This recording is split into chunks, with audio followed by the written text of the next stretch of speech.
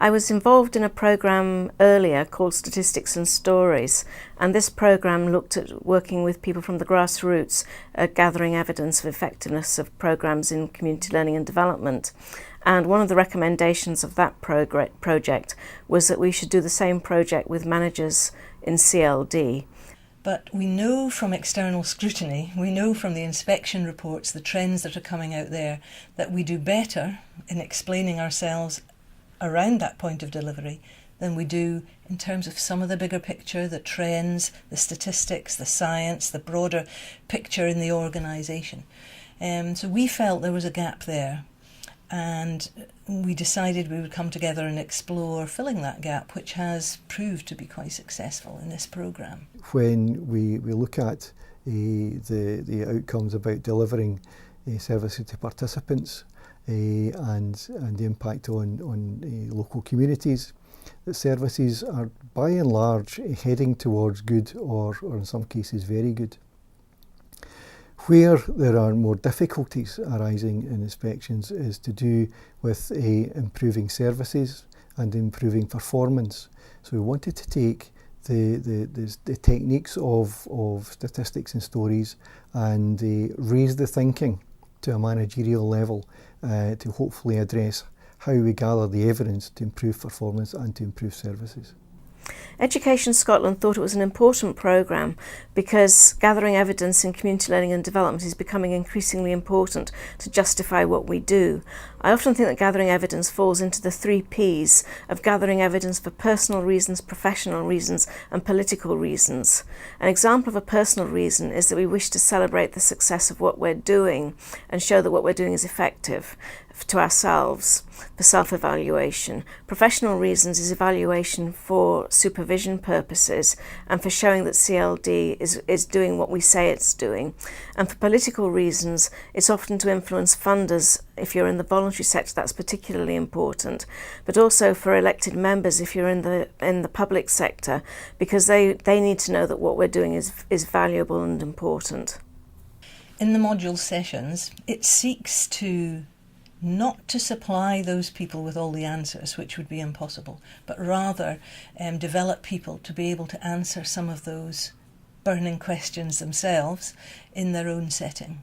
So it's about investing in managers, a one-day CPD programme that would strengthen their ability to answer some of the pokey questions that we get asked sometimes, and rightly so, when we describe our work and the success it has. The methodology is a mixture of group discussion, presentation, learning inserts, particularly provided by the university, which are hugely helpful, and then sharing of practice.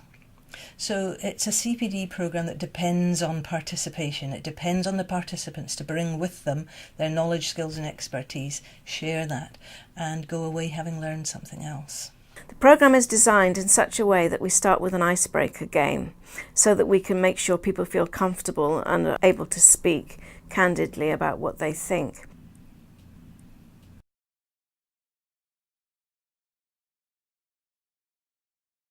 So the why does gathering evidence matter is our real starting point.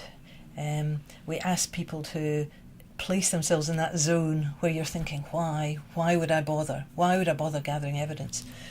And for the people in the room who are managers, who are often having to fight for resources or justify programmes or explain staffing resources, it's really important that we go back to the beginning and stop and think, why? Why do we gather evidence? I think evidence matters to me in my job because it's about demonstrating the impact. It's about showing that evidence is what we can use to show that we're doing the right thing for the right folk at the right time. We need to be able to demonstrate impact because we're outcome focused. That is what we have to be doing.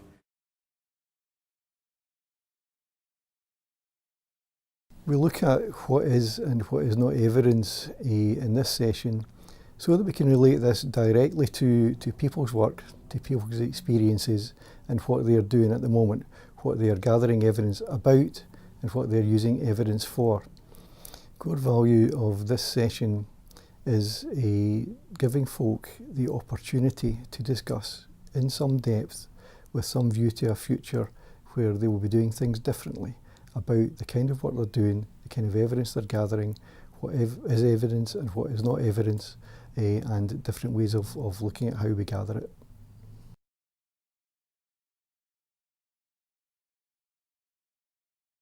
So the next session is focusing on what is it we need to know.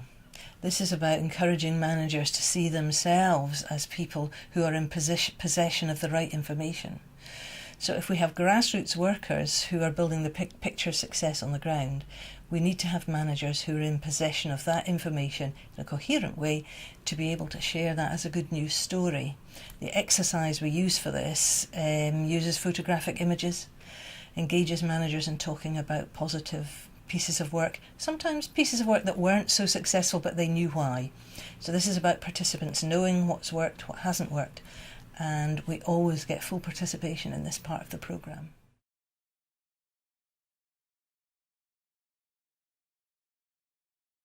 The next session we run is usually when I do a little bit of an input about narrative inquiry. Narrative inquiry is a rigorous and robust method of gathering qualitative data. Its very relevance is for community learning and development because it looks at people's life and work histories. And that's what we're trying to alter when we're doing CLD. We're trying to make a difference. And narrative inquiry is an accessible means of identifying the difference that has been made to somebody's life. So we think this is really important. And this leads naturally into a discussion of ethics, because Sue and Angus and I were very aware that people often used methods without thinking about the ethics that underpins the way this data is gathered for HMIE inspections or for elected members. Stories are how the workers often, as it were, relate their work. That if you ask somebody about a workshop, they won't say, "Oh, it's brilliant, 80% of them now," and they will come back and So the stories I always get from workshops is, "Oh, there was this boy who and he used to be like this, and now." But the anxiety of the workers as we're doing this, is it going to be as strong as saying 80% of people, are now turning up to classes at school, or Mm-hmm.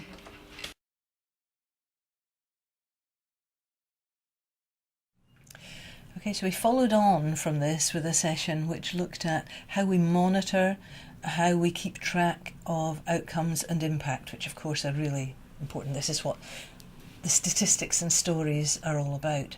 So this is where we engage managers in talking about how they, in their organisation, what their experience has been of keeping track.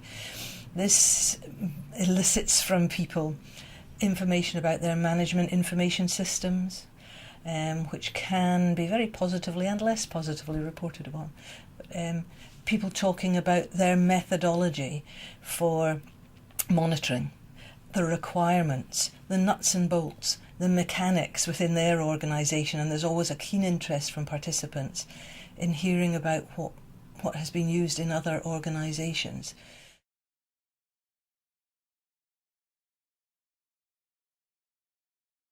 The next thing we do is we ask people to look at evidence that's gathered by partners, because a lot of the work we do in community learning and development involves partners, and partners often gather evidence, in particular the police and social work, who are frequently partners in CLD projects. So this is a shortcut to getting the evidence that we might need, and it also shows evidence of how we're working with other groups in the community.